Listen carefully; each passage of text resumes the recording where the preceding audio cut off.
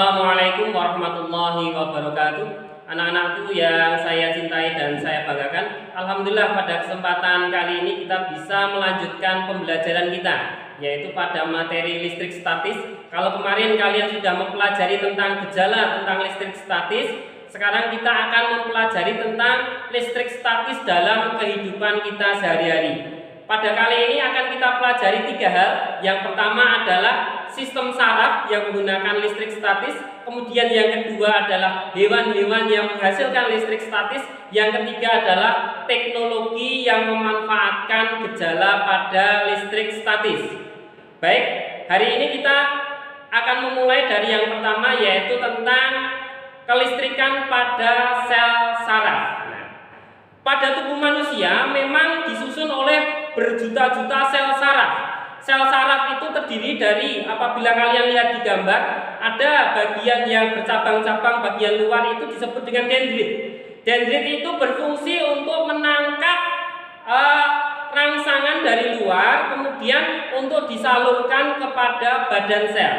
Kemudian bagian yang kedua adalah badan sel, yang dimana di dalam badan sel itu terdapat yang namanya nukleus atau inti sel. Badan sel yang berisi inti sel itu berfungsi sebagai untuk mengolah informasi, dan kemudian informasi ini akan diteruskan kepada sel saraf yang lain atau neuron-neuron yang lain. Kemudian selanjutnya bagian yang ketiga adalah yang namanya akson. Akson itu adalah bagian serabut yang panjang. Serabut yang panjang ini adalah untuk menghubungkan antara badan sel kemudian dengan akson terminal, yang itu nanti akan dilanjutkan ke dalam ke neuron-neuron yang lain. Pada akson ini terdapat beberapa bagian. Yang pertama adalah selubung mielin. Selubung mielin ini di sini berfungsi untuk mempercepat jalannya rangsang. Jadi ini adalah bagian untuk mempercepat jalannya rangsang biar semakin cepat. Kemudian ada yang namanya nodus Ranvier. Nodus Ranvier ini adalah celah yang mana di sini juga merupakan tempat untuk loncatan dari rangsangan ini. Kemudian bagian sel saraf yang ketiga, yang terakhir adalah yang namanya akson terminal. Di akson terminal inilah nanti terjadi yang namanya pertukaran informasi dari satu neuron ke neuron yang lainnya.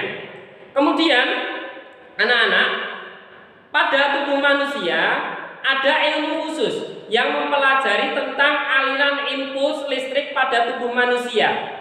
Cabang ilmu khusus ini disebut dengan yang namanya biolistrik. Nah, kemudian jangan kita bayangkan kelistrikan pada tubuh kita ternyata seperti kelistrikan pada kabel-kabel di rumah kita. Itu tidak, karena kelistrikan pada tubuh manusia hanya berkaitan dengan komposisi ion yang terdapat dalam tubuh manusia ini. Bila kalian lihat pada gambar, nah, ternyata ion yang akan digunakan dalam penghantaran rangsang pada sel saraf ini adalah ada ion natrium, itu berarti positif, ada ion kalium, itu positif, kemudian ada ion klorida, dan ini negatif. Dan pada akson, kalau kalian lihat pada gambar tersebut, akson itu ternyata di bagian luar akson itu ada muatan positif, kemudian di bagian dalam akson itu ada muatan negatif. Saat ada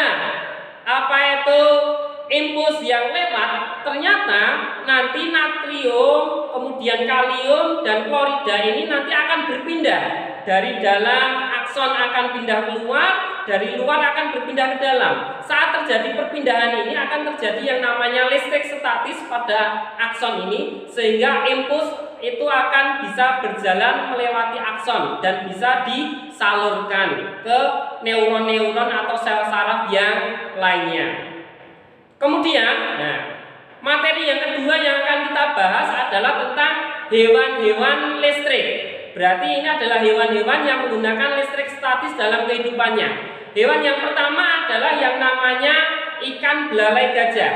Kalau kalian lihat dari namanya saja, ikan belalai gajah ini berarti memang mulutnya itu memanjang seperti belalai gajah, dan inilah yang menyebabkan dia disebut dengan ikan belalai gajah. Pada ikan belalai gajah ini mempunyai organ khusus. Organ khusus ini disusun oleh ribuan sel elektropak.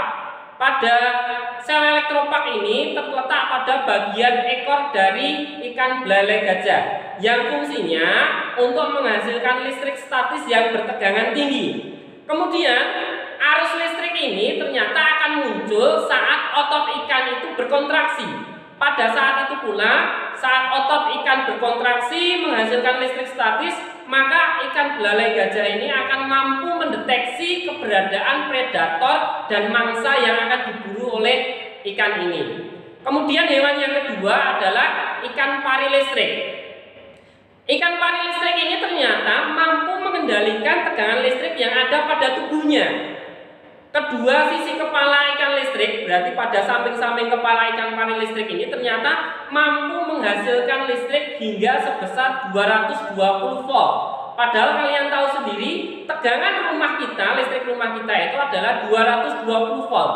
Sehingga yang bisa dihasilkan oleh ikan pari ini sama juga dengan listrik kita. Jadi ikan pari listrik ini cukup berbahaya apabila kita menemuinya. Kemudian yang selanjutnya adalah ikan hiu kepala martil. Nah, pada kepala ikan hiu kepala martil ini ternyata untuk mendeteksi sinyal listrik, ternyata pada ikan hiu kepala martil ini memiliki ratusan ribu elektroskop atau sel penerima rangsang listrik. Nah, sel ini berfungsi untuk mendeteksi sinyal listrik atau mengetahui letak mangsa yang berada di bawah pasir, karena memang mangsa dari hiu kepala martil ini kebanyakan berada di bawah pasir. Kemudian juga untuk menghindari dari predator dan untuk mendeteksi arus laut yang bergerak sesuai dengan medan magnet bumi. Kemudian hewan yang selanjutnya adalah yang namanya lele listrik. Nah, lele listrik ini ternyata merupakan hewan air tawar yang berasal dari perairan tropis di Afrika. Lele ini ternyata dapat menghasilkan listrik hingga tegangannya 350 volt. Berarti ini lebih tinggi daripada pari tadi, lebih tinggi daripada tegangan rumah kita. Sehingga energi yang dihasilkan oleh lele listrik ini dapat digunakan untuk menyalakan komputer kita, komputer rumah kita kurang lebih selama 45 menit. Jadi lele ini walaupun kecil sangat berbahaya. Kemudian hewan yang selanjutnya adalah ekidna.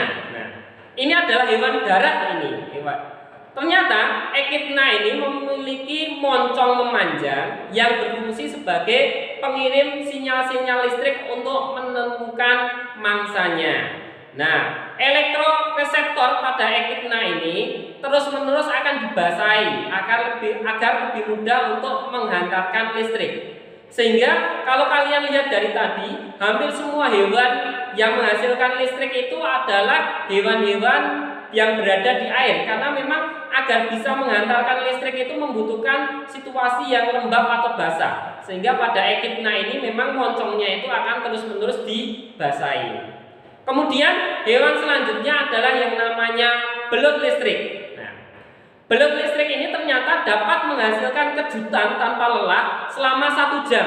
Dan memang menurut penelitian, energi yang dihasilkan oleh belut listrik ini dapat membunuh manusia dewasa menurut penelitian.